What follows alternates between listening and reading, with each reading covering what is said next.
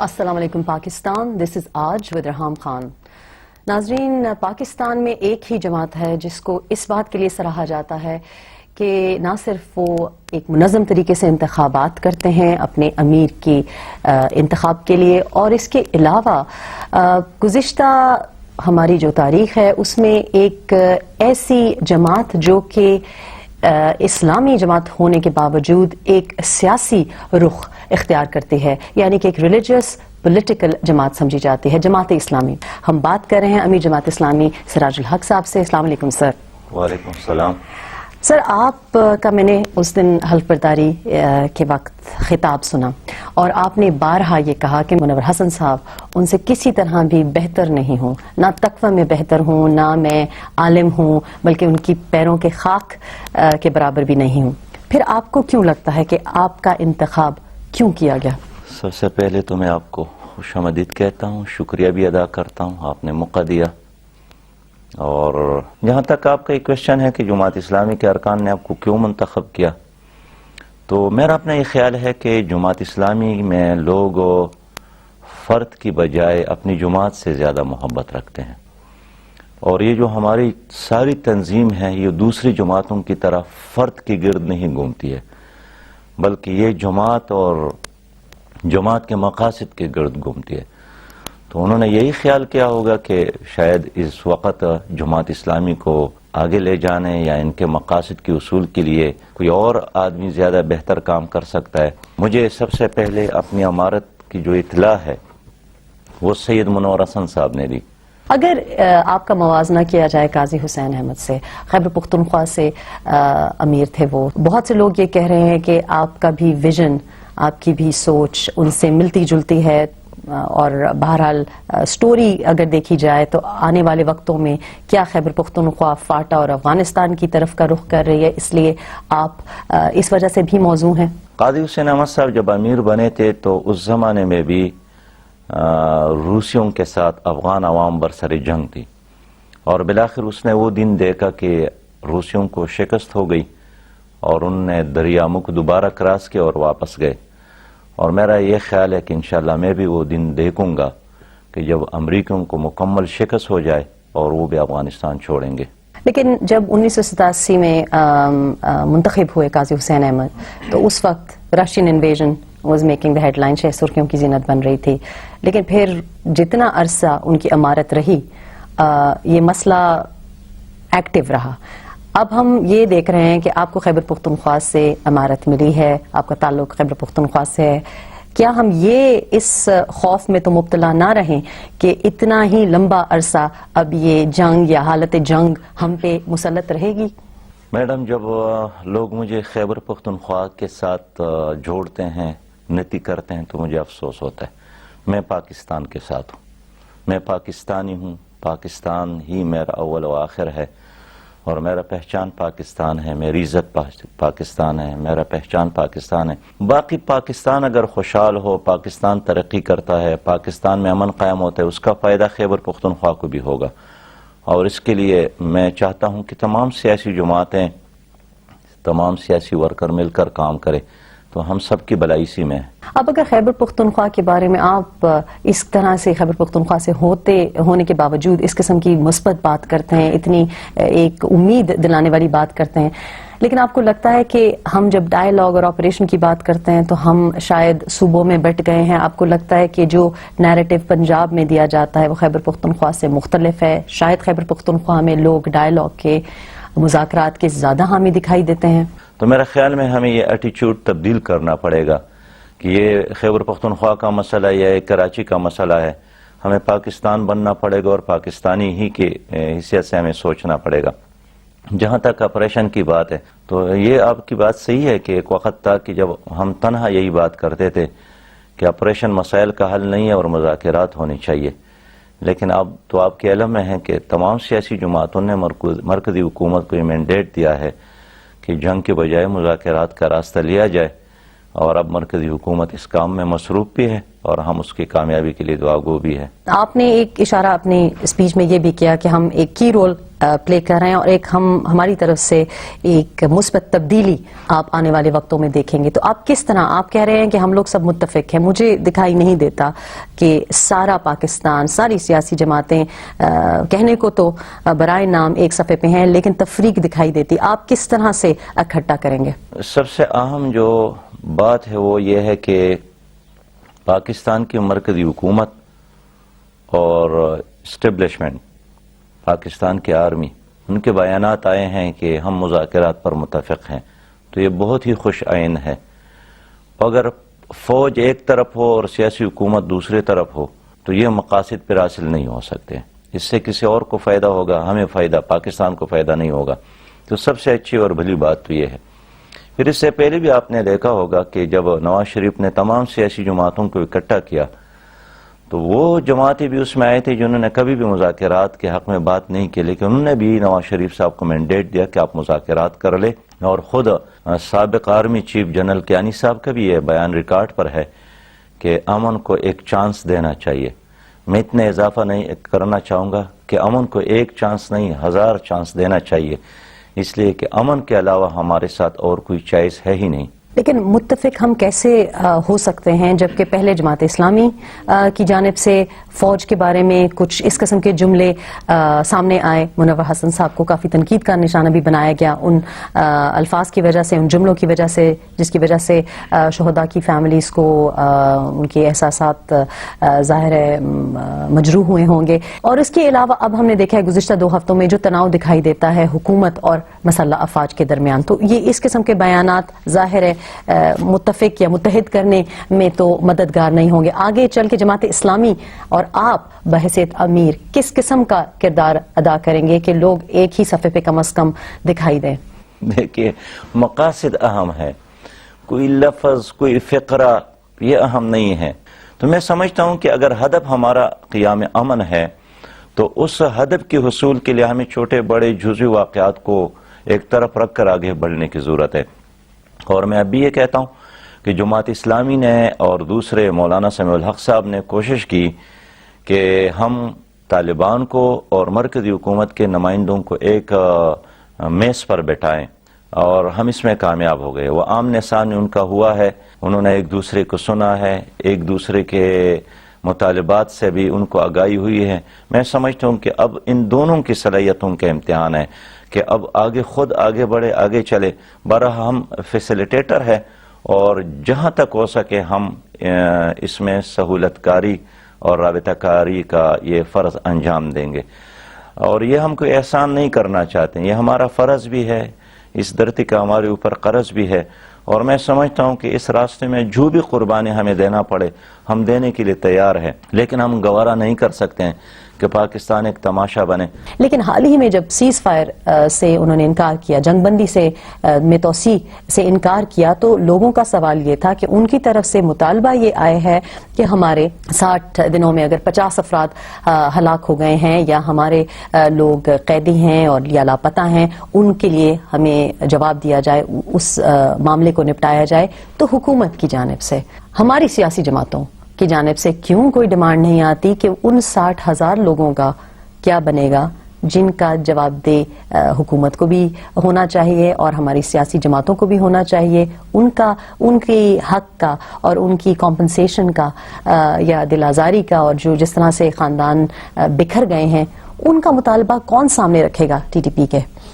जितने लोग इस जंग में शहीद हो गए हैं, हमारे हमदर्दियाँ उनके साथ, और हमने मरकज़ी हुकूमत से भी मुतालबा किया है और हम सूबाई हुकूमत की सतह पर भी ये काम कर रहे हैं कि जितनी भी मुतासिरीन हैं और शुहदा के वारिसीन हैं, उनके लिए इस तरह कोई फ़ंड कायम किया जाए कि उनके बच्चों को तालीम दिया जाए और उनकी कफ़ालत का इंतज़ाम किया जाए, इसलिए कि ये बेगुनाह जो शहीद हो गए हैं उनकी कफ़ालत की ज़िम्मेदारी सारी की सारी रियासत पर है, हुकूमत पर है। जहाँ तक हुकूमत और तालिबान के कुछ लो और दो का मसला है, तो तालिबान का यही मुतालिबा है कि जो अब तक हमारे इल्म में आई हैं और जो हमने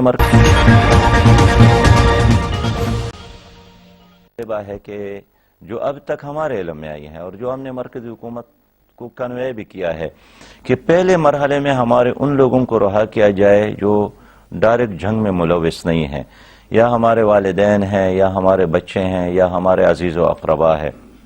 تو اگر حکومت نے کچھ لوگوں کو رہا بھی کیا، اگرچہ ان کے بارے میں طالبان کا کہنا ہے کہ یہ ہمارے لسٹ میں شامل نہیں ہے، لیکن اگر ان لوگوں کو بھی وہ اس کمیٹی کے ہاتھ رہا کرواتے اور ان کے حوالے کرتے جو خود حکومت کا اپنا بنایا ہوا ہے، یا جو دوسری کمیٹی ہے، مولانا سمیع الحق صاحب، پروفیسر ابراہیم صاحب اور یوسف شاہ کی کمیٹی، اور اس طرح یہ ان کے حوالے کرتے کہ جناب یہ قیدی آپ لے جائے، ہم رہا کرتے ہیں، آپ لے جائے، اور ان کے بدلے آپ ان سے مطالبہ کرتے تو ان کا امیج ذرا بہتر ہوتا. لیکن میرے خیال میں اب بھی وقت ہاتھ سے نہیں نکلا ہے، اب بھی ہم بہت کچھ کر سکتے ہیں اور کرنا چاہیے.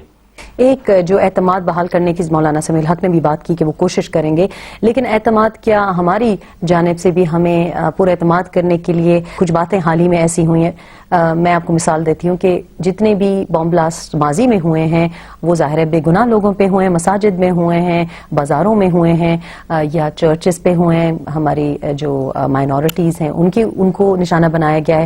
تب کوئی ایسے بیان نہیں آیا تھا. اب لوگوں کا کہنا یہ ہے، اور یہ وہ ہیں جو کہ اینٹی ڈائیلاگ ہیں، پرو آپریشن ہیں، کہ سختی سے اب آپریشن کرنا چاہیے، کیونکہ جب ٹی ٹی پی کو جو سوٹ کرتا ہے وہ اس قسم کا بیان دے دیتے ہیں. حال ہی میں جب سبزی منڈی پہ اٹیک ہوا تو ایک بیان آیا، اور میں اس کو مثبت بیان کہہ رہی ہوں، لیکن پہلے کبھی بیان یہ نہیں آیا کہ بے گناہوں کو مارنا حرام ہے. دیکھیے، اگر انہوں نے کہا ہے کہ بے گناہوں کو مارنا حرام ہے تو اچھی بات ہے، اور آپ خود بھی اس کو اپریشیٹ کرتے ہیں، لیکن میرے خیال میں اس چانس سے ہمیں فائدہ اٹھانا چاہیے. اگر لوہا گرم ہے تو گرم لوہے سے جو بھی آپ بنانا چاہے تو یہ ایک میکینک کا کام ہے. تو اب اگر ماحول بن گیا ہے تو اس ماحول سے فائدہ اٹھانا کیا مرکزی حکومت کی ذمہ داری نہیں ہے؟ میرا اپنا یہ احساس ہے کہ مرکزی حکومت کبھی 2 قدم آگے بڑھتی ہے تو پھر 4 قدم پیچھے ہٹتی ہے. اور اس کی وجہ کیا ہے؟ اس کے آپ خود اس کا وجہ شاید یہ ہو کہ مرکزی حکومت اور اسٹیبلشمنٹ ایک مشورے میں شامل نہ ہو. تبھی تو ہم شروعی دن سے یہی مشورہ دے رہے ہیں کہ اس میں اسٹیبلشمنٹ کو بھی آن بورڈ لیا جائے، مشورے میں شریک کیا جائے، معاملات میں شریک کیا جائے. یہ ایک پیچیدہ عمل بنتا ہے. ایک بار کمیٹی والے جاتے ہیں، پھر وہاں سے کوئی خبر لے کر، کوئی بیان لے کر، کوئی مطالبہ لے کر پھر حکومت کو دیتی ہے، پھر حکومت اسی چیز کو اٹھا کر اسٹیبلشمنٹ کے ساتھ ڈسکس کرتی ہے، اور اس طرح یہ مختلف چینل سے گزرتے ہیں تو بات کیا سے کیا بن جاتی ہے. اور خود کمیٹی کے ممبران نے بھی یہ کہا ہے کہ ہمارا کام صرف لفافہ پہنچانا اور واپس لانے، خط، ہاں جی، یہ نہیں ہونا چاہیے، بلکہ ہمارے اختیارات کا تعین ہونا چاہیے. تو میرا یہ خیال ہے کہ اگر ان کو مینڈیٹ دیا جائے، اختیار دیا جائے، اور سیاسی حکومت اور فوج دونوں کی طرف سے دیا جائے تو بہت سارے مسائل ہیں جو ایک ہی نشست میں بھی حل ہو سکتے ہیں. سعودی عرب کے بارے میں آپ نے کہا کہ ہمارے برادران ہیں، ہمارا ایک تاریخی رشتہ ہے، ہم مذہب سے بندھے ہوئے ہیں، ظاہر ہے، لیکن آپ نے ایک التجا اور ایک مؤدبانہ گزارش کی کہ شاید انہیں نظر ثانی کرنی چاہیے اپنی پالیسیز پہ بھی، اور آپ نے اشارہ بلکہ کافی ڈائریکٹلی کہا ایجپٹ کے اوپر بھی، حماس کے اوپر بھی، اور ہمارے بھی داخلی معاملات کے بارے میں. دیکھیے، سعودی عرب میں مکہ مکرمہ ہے اور مدینہ منورہ ہے، ان کی پالیسی اپنی جگہ پر، لیکن ہماری محبتوں کے مراکز ہے، اور ہم 5 بار دن میں نماز کے وقت کعبے کی طرف رخ کر کے نماز پڑھتے ہیں. تو سعودی عرب کے ساتھ ایک تعلق ہے ہر مسلمان کا. سال میں جس کا بس چلے عمرے کے لیے جاتا ہے، حج کے لیے جاتا ہے. پھر ہمارا ایک اور بھی تعلق ہے کہ ہمارے لاکھوں پاکستانی اس وقت سعودی عرب میں کام کر رہے ہیں. میں نے اس دن اپنی تقریر میں ذکر یہ کیا تھا کہ سعودی عرب سے ہماری یہ توقع ہے کہ اگر شام کا مسئلہ ہو تو اس میں بھی وہ ایک ایسا رول ادا کرے کہ وہ مسئلہ حل ہو جائے. اگر مصر کے اندر مسئلہ ہو، فرض کرے حکومت کا اور اپوزیشن کا مسئلہ ہو، تو اس میں بھی سعودی عرب کو ایک ثالث کا کردار ادا کرنا چاہیے. لیکن جب انہوں نے اخوان المسلمین پر پابندی لگائی تو اس سے کافی حد تک جو امت مسلمہ کی وہ ایلیمنٹ ہے جس کا سعودی عرب کے ساتھ ایک تعلق ہے اور اس سے امیدیں رکھتے ہیں، اس کے ساتھ ایک روحانی رشتے رکھتے ہیں، تو اس کو مایوسی ہوئی. تو ہم نہیں چاہتے ہیں کہ سعودی عرب اور اسلامی تحریکوں کے درمیان فاصلے پیدا ہو. اس کا ایک ہونا یہ امت کے لیے فائدہ مند ہے.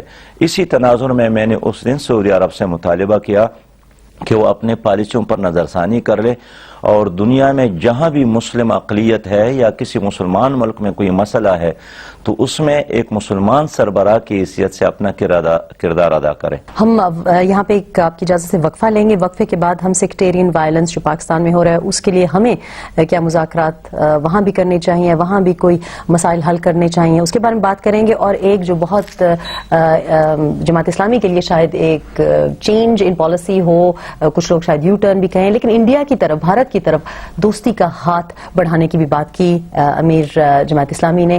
اس کے بارے میں تفصیل سے گفتگو کریں گے. Coming back in few minutes.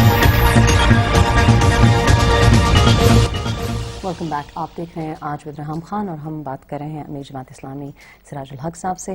سراج الحق صاحب, چلتے ہیں آپ کے خطاب کی طرف. بہت سے انکشافات آپ کے خطاب میں آئے اور بہت سی باتیں ایسے جو کہ گزشتہ سالوں میں شاید جماعت اسلامی کے ساتھ جوڑی نہیں جاتی. بھارت کو آپ نے مینشن کیا, آپ نے کہا کہ جہاں ہم دوستی کا ہاتھ باقی ممالک کی طرف بڑھا رہے ہیں وہاں بھارت کے ساتھ بھی دوستانہ تعلقات آپ ان کو ترجیح دیں گے. مسئلہ کشمیر جب تک رہے گا ایسا ممکن ہے کہ دوستانہ تعلقات بن سکیں؟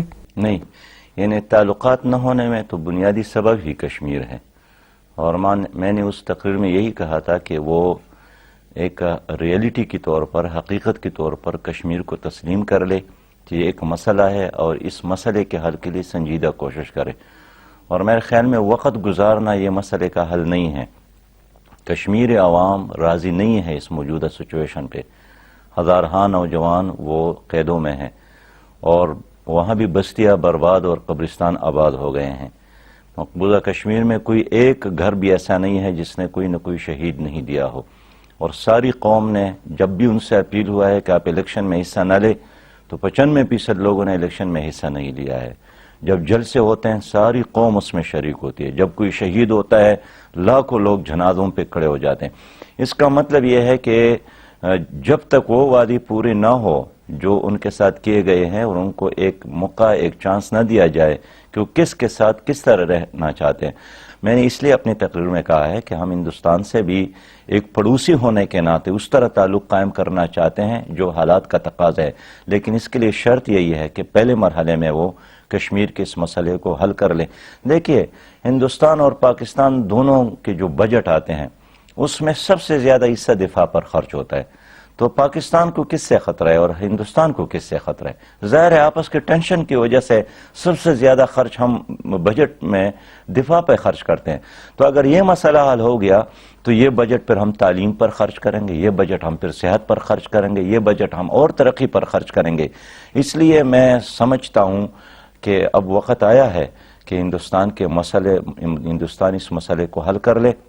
بہت سے لوگ آپ کی بات سن رہے ہوں گے اور اپریشیٹ کر رہے ہوں گے, لیکن بہت سے لوگ, پاکستانی عوام, کشمیری عوام, یہ بھی ایکسیپٹ کر بیٹھے ہیں مجبوراً کہ یہاں پہ کچھ پیسمزم دکھائی دیتا ہے. آگے بڑھنے کا جو ریالٹی, جو ریئلسٹک اپرچونٹی ہے وہ نہیں دکھائی دیتی. یعنی انڈیا بھی اپنے موقف پہ قائم دکھائی دیتا ہے اور اب تو چونکہ انڈین الیکشنز بھی ہو رہے ہیں, شاید ان کی ضرورت بھی ہے, تو مسئلہ کشمیر حل ہوتا ہوا نہیں دکھائی دے رہا. لیکن ہم بات چیت اور جو دوستانہ ماحول ہے اور سب ایشوز پہ کر رہے ہیں ان سے بات چیت. میڈم, یہ کیسے ہو سکتا ہے کہ ادھر ایک جنگ برپا ہے اور کشمیری قتل ہو رہے ہیں, کٹ رہے ہیں, مر رہے ہیں, ختم ہو رہے ہیں, ان کی نسل کشی ہو, اور یا ہندوستان اور پاکستان کے درمیان پیاز کی تجارت ہو, گندم کی تجارت ہو, تو یہ کرکٹ ہمارے کھلاڑی آتے جاتے ہیں. تو کشمیر کے لوگ خود ہی یہ سوچتے ہیں کہ یہاں ان کے قبروں پر پاکستان کے جھنڈے ہوتے ہیں. تو میرے خیال میں یہ جو پیاز ڈپلومیسی ہے, گندم ڈپلومیسی, اس سے کام نہیں چلے گا. صاف ستھری بات ہے کہ مسئلہ کشمیر حل کرنا ہوگا. اور جب آپ یہ کہتے ہیں نا کہ خاموشی ہے, تو جیل کے اندر بھی خاموشی ہے, لیکن قید کے اندر لوگ قید پہ خوش ہوتے ہیں, رہائی کے لیے کوشش کرتے ہیں. کبھی وہ قانونی طریقے سے اگر وقت ملتے تو دیوار کو بھی توڑتا ہے. تو اس لیے میرے خیال میں ان دیوار برلنس کو توڑنا ہوگا اور کشمیر کے لوگوں کو آزادی دلانی ہوگی. لیکن جس پیاز ڈپلومیسی کی آپ بات کر رہے ہیں اس کے حامی وہی 5% اشرفیاں ہیں جن کو آپ نے اپنی سپیچ میں مخاطب کیا. جب تک 5%, 5% ہماری ارسٹوکریسی باقی سارے 95% کے لیے بقول آپ کے فیصلے کرے گی اور عہدوں پہ رہے گی، اداروں میں رہے گی، آپ سمجھ سکتے ہیں کہ کوئی تبدیلی آئے گی کشمیری عوام کے لیے یا پاکستانی عوام کے لیے؟ میں سمجھتا ہوں کہ اگر جدوجہد کرتے کرتے کشمیر عوام نہیں تک گئے ہیں اور ان کے جو آزادی کا شمع ہے خون دے کر انہوں نے اس کو اسی طرح روشن رکھا ہے تو ہم کیوں تک جاتے ہیں؟ اور میں ایگری کرتا ہوں کہ جو 5% اشرفیہ ہے اس کو صرف اپنے مفادات عزیز ہے، نہ 95% عوام کے مسائل کے ساتھ ان کا کوئی واسطہ ہے۔ ان کے بچے یہاں نہیں پڑھتے ہیں، ان کے کاروبار یہاں نہیں ہے، وہ بیمار ہو جاتے ہیں، باہر علاج کے لیے جاتے ہیں، وہ سیر و تفریح کے لیے بھی نہ مری کی طرف آتے ہیں، نہ سوات کی طرف آتے ہیں، نہ گلگت کی طرف جاتے ہیں، وہ تفریح کے لیے بھی سوئٹزرلینڈ اور دوسرے ممالک، ان کا کوئی تعلق نہیں ہے اس ملک کے ساتھ، صرف اتنا ہی ہے کہ وہ غریب عوام کی کندھوں پر سوار ہو اور حکمرانی کی مزے لے لے۔ اس لیے اگر آج تک کشمیر کا مسئلہ زندہ بھی ہے تو یہ کشمیر عوام نے زندہ نظریے میں رکھا ہے اور انقلاب پاکستان کے عوام نے زندہ ایک ذریعہ ہے یہ چینج اور یہ تبدیلی لانے کا۔ پاکستان تحریک انصاف کے ساتھ آپ لوگ کوalition میں ہیں، خیبر پختونخوا میں ہیں، حکومت میں ہیں۔ ڈاکٹر طاہر القادری سے آپ کے خیالات بہت ملتے جلتے ہیں۔ ایسا ممکن ہے کہ جس سیاسی انقلاب کی آپ بات کر رہے ہیں وہاں کم از کم یہ 3 فریق جماعت اسلامی، ڈاکٹر طاہر القادری اور پاکستان تحریک انصاف مل کے یہ انقلاب لے آئے؟ جہاں تک تحریک انصاف کے ساتھ ہماری وہاں اتحاد ہے، ہم حکومت میں شامل ہے اس وقت خیبر پختونخوا میں، میں ادھر فائنانس منسٹر ہوں، سینئر منسٹر ہوں، تو ہمارا ایک ڈاکومنٹ پہ ہم نے دستخط کیا ہے اور وہ ڈاکومنٹ کے وہ حقائق یہی ہے کہ ہم نے آپس میں ایگریمنٹ کیا تھا کہ ہم خیبر پختونخوا کو کرپشن سے پاک کریں گے اور ہم خیبر پختونخوا میں ایک ایسی حکومت عوام کو دیں گے جو ایک فلاحی حکومت ہوگی، اور ہم نے طے کیا تھا کہ ہم تعلیم کو اور صحت کو عام کریں گے، اور ہم نے طے کیا تھا کہ ہم یہاں قانون اور میرٹ کے بالادستی قائم کریں گے۔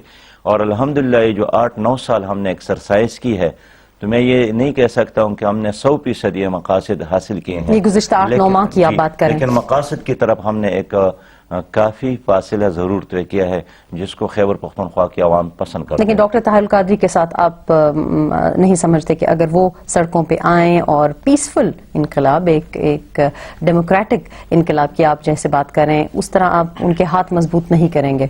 ان کو نہیں سنا ہے، کبھی کبھار ٹی وی پہ کوئی آدھا فقرہ 2-3 منٹ بعد سنی ہے، میں نے نہ ان کو تفصیل سے سنا ہے، نہ ان سے کبھی ملا ہوں، نہ ان کے خیالات سے پوری طرح آگاہی ہے۔ میں تو ان لوگوں کے بارے میں بات کر سکتا ہوں جو پاکستان کے اندر ہیں۔ ابھی تو کینیڈا میں ہے، وہاں کا اپنا ایک ماحول ہے، اپنا ایک موسم ہے، اپنا ایک سچویشن ہے، وہ یہاں آئیں گے، رہیں گے ساتھ ہمارے تو ہم ایک دوسرے کو سمجھ سکیں گے۔ ابھی تو وہ پرش اور عرش والی بات ہے۔ اچھا، جماعت اسلامی کی ایک جو آپ سے توقع کی جاتی ہے، آپ نے ایک طرف تو اشارہ کیا اپنے خطاب میں کہ خواتین اس انقلاب میں ایک اہم کردار ادا کر سکتے ہیں اس کو کامیاب کرنے کے لیے، کہ یہ اس کی طرف وضاحت کریں کہ کیا آپ کی نظر میں کس طرح سے پاکستانی خواتین کیسے جماعت اسلامی کے تھرو یا پاکستان میں اپنا کردار ادا کر سکتی ہیں کہ ہم اس انقلاب کی طرف جائیں؟ ایک مائنڈ سیٹ کی چینج کی آپ نے بات کی۔ میں اعتراف کرتا ہوں کہ ہمارے معاشرے میں خواتین بہت مظلوم ہیں، اس کے ساتھ ظلم ہو رہا ہے، ان کو ان کا حقوق نہیں دیا جا رہا ہے، ان کو میں سمجھتا ہوں کہ پتہ نہیں کیا سمجھا جا رہا ہے۔ اسمبلیوں میں چند خواتین کو بٹھا کر لوگ یہ سمجھتے ہیں کہ ہم نے بہت بڑا حق دیا ہے۔ خواتین کو وہی حق دینا ہوگا جو شریعت نے دی ہے، جو خالق نے دی ہے، جو مالک نے دی ہے، جو ان کو اللہ نے دی ہے۔ کیا خواتین ہی ایسے ایک چیز ہے جس کو آپ چاہے تو کہیں استعمال کرے اور پھر ٹشو پیپر کی طرف اس کو پھینکے؟ یورپ میں بھی خواتین کے ساتھ ظلم ہو رہا ہے، یہاں بھی ظلم ہو رہا ہے۔ میں سمجھتا ہوں کہ انشاءاللہ تعالی اس ملک میں اگر اسلامی نظام آئے گا تو ہم وہ تمام تر حقوق دیں گے جو اسلام نے ان کو دی ہے، اور ہم تمام تر حقوق دیں گے جو اسلام نے ان کو دی ہے، اور ہم دنیا کے سامنے ثابت کر کے دکھائیں گے کہ ہمارے معاشرے میں اور ہماری سوسائٹی میں خواتین کو وہ حقوق، وہ عزت ملی ہے جو دنیا کی کسی سوسائٹی اور کسی معاشرے میں۔ تو اس لیے میں جب بات کرتا ہوں تو یہ میرا دل کی گہرائیوں سے بات کرتا ہوں، اور آج اگر میں یہاں ہوں تو میں سمجھتا ہوں کہ ایک خاتون کی دعا ہے جو میری ماں ہے، اور آج اگر میں گھر سے باہر پھر رہا ہوں اور دورے کر رہا ہوں تو ایک خاتون کی سپورٹ ہے جو میری بیوی ہیں، اور آج جہاں بھی میں ہوں تو میری بہنوں کی دعائیں ہیں جو میرے ساتھ ہیں. لیکن میں سمجھتا ہوں کہ صرف ایک ماں نہیں، پاکستان کے وہ سارے مائیں میری مائیں ہیں، جو مائیں ہیں وہ سارے بہنیں میری بہنیں ہیں، وہ سارے بیٹیاں میری بیٹیاں ہیں، اور میں ان کے لیے ایک ایسا ماحول اور ایک ایسا معاشرہ، ایک ایسا ملک بنانا چاہتا ہوں جس میں غربت نہ ہو، وہ غریب نہ رہے، جس میں وہ علاج سے محروم نہ رہے، جس میں ان کے بچے کوئی نہ اٹھائے، جس میں ان کی بیٹیوں کی کوئی اجتماعی عصمت دری نہ کرے. میں سمجھتا ہوں کہ اب تو وہ سب کچھ ہو رہا ہے جس کے خاتمے کے لیے نبی مہربان صلی اللہ علیہ وسلم اس دنیا میں تشریف لائے تھے. اور آپ نے اپنی خطاب میں یہ بھی کہا کہ آئین کو اسلامی، ہمارا آئین اسلامی ہے، تو اگر صحیح طرح سے آئین کو امپلیمنٹ کیا جائے، قانون جو آئین کے مطابق ہیں ان کو نافذ کیا جائے، تو آپ سمجھ سکتے ہیں کہ یہ اس قسم کا ایک پروگریسو اور ایک ماڈرن معاشرہ بن سکتا ہے. یس، پاکستان کا آئین اسلامی آئین ہے.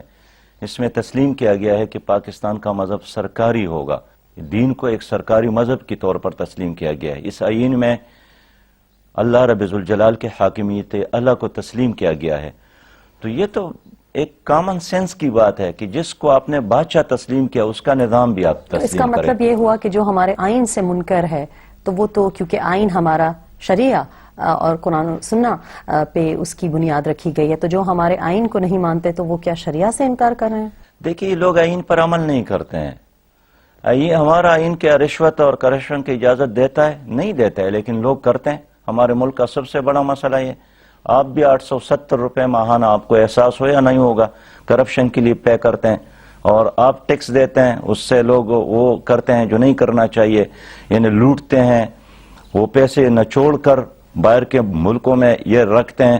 تو میں سمجھتا ہوں کہ اگر اس آئین پر بھی عمل کیا گیا، قانون کی حکمرانی قائم کی گئی، میرٹ کے بالادستی قائم کی گئی، تو ہمارا معاشرہ ایک بہت بہتر معاشرہ بن سکتا ہے اور یہ ملک ترقی کر سکتا ہے. اور اس آئین میں آپ کو لگتا ہے کہ کوئی ماڈیفیکیشن یا امینڈمنٹ کی جو جب لوگ بات کرتے ہیں آئین ہمارا کمپیٹیبل ہے شریعہ سے؟ میں سمجھتا ہوں، دیکھیے، اجتہاد کا راستہ تو کھلا ہے، خوب سے خوب تر کی تلاش کرنے کا حکم تو اللہ نے دیا ہے. یہ آپ کے علم میں اور آپ کو یاد ہے کہ یہ جو دعا ہے کہ ربنا آتنا فی الدنیا حسنۃ وفی الآخرۃ حسنۃ، اللہ مجھے دنیا حسنہ دے دے. میڈم، دنیا حسنہ کیا ہے؟ دنیا حسنہ یہی ہے جس کے مانگنے کا حکم اللہ نے دیا ہے کہ ایک ایسی دنیا مجھ سے مانگو جس میں ایک انسان کا غلام نہ ہو، جس میں ایک انسان دوسرے کا محتاج نہ ہو، جس میں جہالت نہ ہو، جس میں غربت نہ ہو، جس میں مہنگائی نہ ہو، جس میں بے روزگاری نہ ہو، جس میں کرپشن نہ ہو، جس میں لوڈ شیڈنگ بھی نہ ہو. تو ایک ایسی دنیا کی تعمیر کے لیے اور ایک ایسی دنیا کو پانے کے لیے ہم سب نے مل کر جدوجہد کرنے کا حکم تو اللہ نے دیا ہے. اور یہ آئین ہے اس لیے کہ آپ اس میں مزید بھی ترامیم لائیں، اس کو خوب سے خوب تر بنائیں، لیکن اس کا جو بنیادی ڈھانچہ ہے وہی ہوگا جو شریعت کی روشنی میں ہو. فائنلی آپ سے افغانستان الیکشنز کے جو نتائج ہیں ان کا ہم انتظار کر رہے ہیں، سب لوگ منتظر ہیں. افغانستان کے لیے آپ کیا سمجھتے ہیں کہ کیا سب سے بہترین حل کیا ہو، وہ حل جو کہ پاکستان کے بھی مستقبل کے لیے صحیح اور پرامن ہو، اور ہمارا کیا رول ہونا چاہیے یا کیا کردار ہونا چاہیے؟ افغانستان ہماری ضرورت ہے اور ہم افغانستان کی ضرورت ہے. افغانستان اور پاکستان کا مستقبل ایک ہے. میرا مشورہ یہ ہے کہ ہمیں دوسروں کے معاملات میں اس طرح مداخلت نہیں کرنا چاہیے، ہمیں اس کو ڈکٹیٹ نہیں کرنا چاہیے. افغان عوام جو بھی فیصلہ کرے اس کو تسلیم کرنا چاہیے. اور افغانوں کے حوالے سے میرا تاثر یہ ہے کہ انشاءاللہ تعالی وہ بہتری کی طرف وہ قوم جا رہی ہے، اور ایک دن آئے گا کہ افغانستان کے اندر جتنی بھی فورسز ہے وہ انشاءاللہ تعالی وہ مل کر کسی ایک نظام پر متفق ہوں گے. ہمیں صرف افغانوں کا خیر بھلائی کی طرف کام کرنا چاہیے. اور میں پاکستان کی حکومت سے کہتا ہوں کہ اگر انڈیا نے وہاں تعلیمی ادارے بنائے ہیں اور بہت سارے فلاحی کام کیا، اگر ایران نے وہاں پر بہت سارے نے ہزارہاں لڑکوں کو وہاں سے اٹھا کر ان کو پی ایچ ڈی کروائے ہیں، ان کو پڑھایا ہے، ان کی تربیت کی، اور وہی لوگ آ کر واپس ان کے اسٹیبلشمنٹ میں شامل ہو گئے، ان کے نظام میں شامل ہو گئے، تو پاکستان کی حکومت کو ایران اور ہندوستان سے زیادہ چانسز ہے، مواقع موجود ہے. اور یہاں 30 لاکھ افغانوں نے جو وقت گزارے ہیں، میڈم ان کے بچے ہمارے سفیر ہیں وہاں، وہ پاکستان سے محبت رکھتے ہیں، ان کی یاد ادھر ہیں. بلکہ لاکھوں بچے تو ایسے ہیں جو پشاور میں، مردان میں، چارسدہ میں، لاہور میں، سرگودہ میں، اسلام آباد میں پیدا ہو گئے ہیں. تو ہر انسان فطری طور پر اس زمین سے محبت رکھتا ہے جہاں ان کی پیدائش ہو. تو میں سمجھتا ہوں کہ افغان عوام سے محبت کرنی چاہیے، ان کے مسائل حل کرنے کے لیے بھرپور اپنے آئین کے اندر رہتے ہوئے. ایسا نہ ہو کہ آپ گھر کا حصہ بن کر اس میں جتنا وہ ان سے آپ سے مطالبہ کرے تو اس کا ساتھ دینا چاہیے. جب الیکشن ہوں گے اور نئی حکومت بنے گی اور ان کے خیالات سامنے آ جائیں گے، ان کی ترجیحات سامنے آ جائیں گے، اس وقت زیادہ بات تو ہو سکتی ہے. لیکن اب بھی میرے اندازے کے مطابق جتنے کینڈیڈیٹ ہے، وہ عبداللہ صاحب ہو، وہ اشرف غنی صاحب ہو، ان کا یہی خیال ہے کہ ہم اگر منتخب ہو بھی گئے تو ہم پاکستان سے اچھے تعلقات رکھیں گے. لیکن حل یہی ہے کہ جو اس وقت طالبان بھی ہے ان کے ساتھ بھی ان کا ایک افہام تفہیم ہونا چاہیے. اور جس طرح میں چاہتا ہوں کہ پاکستان کے اندر تمام لوگ کنسنسس کے ساتھ پاکستان کی ترقی کے لیے کام کرے، تو میں یہ چاہتا ہوں کہ افغان بھی کنسنسس پیدا کر کے افغانستان کی ترقی کے لیے کام کرے تاکہ ہم دونوں تماشا مزید نہ رہے. افغانستان سے بھی، انڈیا سے بھی تعلقات اچھے کرنے چاہیے. ٹی ٹی پی سے بھی مذاکرات ہو رہے ہیں، ڈائیلاگ ہو رہی ہے. ایک بات جس پہ آپ نے کچھ ہی دن پہلے نوٹس لیا ہے وہ پی پی او، پاکستان تحفظ آرڈیننس کے اوپر آپ نے نوٹس لیا ہے، اور اس کے اوپر بہت سے سیاسی جماعتوں کو اعتراضات ہیں، خصوصاً ایم کیو ایم کو اعتراضات ہیں. ایم کیو ایم اور جماعت اسلامی کراچی میں ایک بہت عرصے سے ایک کی رول پلے کر رہے ہیں. جماعت اسلامی کا بہت اثر رسوخ ہے. کیا وجہ ہے کہ آج تک اگر آپ لوگ نظریات میں کوئی اختلاف نہیں ہیں اور دونوں جماعتیں متوسط طبقے کو ریپرزینٹ کرتی ہیں، نمائندگی کرتی ہیں، تو کیا وجہ ہے کہ ایک جگہ یکجہتی کا ثبوت کیوں نہیں دیا؟ کیا وجہ ہے کہ نہ کبھی ایم کیو ایم کو آپ نے دعوت دی، نہ انہوں نے دعوت دی کہ آپ ایک جگہ ایک یکجا ہو کے اجلاس کریں یا ایک دوسرے کو دعوت دیں؟ ایم کیو ایم کے بننے کے بعد ہمارے بہت سارے لوگ قتل ہوئے ہیں، ہمارے کارکنان پر بے انتہا تشدد ہوا، ہمارے طلبہ قتل کیے گئے ہیں، شہید کیے گئے ہیں. لیکن خیر، ابھی میں کہتا ہوں کہ اگر ایم کیو ایم تشدد چھوڑے اور اسلحہ رکھے اور ان لوگوں کو قانون اور عدالتوں کے حوالے کر لے جنہوں نے غیر قانونی کام کیے ہیں، تو ان سے بات چیت ہو سکتی ہے، سیاسی ڈائیلاگ ہو سکتی ہے. ایسی بات نہیں ہے کہ اگر ہم افغانستان میں طالبان کے ساتھ اپنے پہاڑوں میں اور بارڈر پہ طالبان کے ساتھ بات چیت کرنے اور مذاکرات کرنے کے حق میں تو ان سے بھی بات ہو سکتی ہے. لیکن ان کے لیے ہم نے یہ شرائط نہیں رکھی کہ ڈسارمامنٹ کریں، ان سے ہم نے یہ شرط پہ پریشر نہیں ڈالا کہ سیز فائر پہ واپس آ جائیں یا سیز فائر پہ ہم اڑے رہتے. تو ایم کیو ایم کے لیے جو کہ پاکستانی ایک پارٹی ہے، کراچی میں ایک سیاسی قوت ہے، ان کے لیے ہم اتنی شرائط کیوں رکھ رہے ہیں؟ میرا مشورہ یہ ہے کہ اگر وہ سیاسی جماعت ہے، دیکھیے طالبان جو ہے ایک سیاسی جماعت نہیں ہے، وہ ایک مسلح تنظیم ہے. لیکن ان کے ان کا تو دعویٰ ہے کہ ہم سیاسی ہے، تو ہم ان سے یہی مشورہ دے رہا ہوں کہ وہ سیاست کرے، تشدد کا راستہ چھوڑے. اگر انہوں نے تشدد کا راستہ چھوڑ لیا، اب جس طرح الیکشن کا زمانہ آتا ہے تو وہ بیلٹ باکس پہ بیٹھ جاتے ہیں اور ووٹروں کو ہراساں کرتے ہیں اور لوگوں کو نہیں چھوڑتے کہ وہ آزادی کے ساتھ جا کر اپنے ووٹ کا استعمال کریں. تو اگر وہ اپنی رویوں کو سیاسی بنا لے تو ایز اے سیاسی پارٹی پر ان سے بات چیت ہو سکتی ہے. ہم نے کب کہا ہے کہ ہمارے ان کے درمیان برلن ہے؟ برلن گر بھی سکتا ہے لیکن وہ اپنے رویوں میں چینج لائے. بہت بہت شکریہ. ہم بات کر رہے تھے امیر جماعت اسلامی سراج الحق صاحب سے، اور ہم امید کرتے ہیں کہ جو ایک مثبت رخ جماعت اسلامی نے لیا ہے، باقی سیاسی جماعتوں کا بھی لگ یہ رہا ہے کہ کم از کم کافی باتوں میں کنسنسس ہے، اور یہ پاکستان کے لیے ایک خوشائن بات ہی ہو سکتی ہے. آپ جہاں رہیں شاد باد رہیے. اللہ حافظ.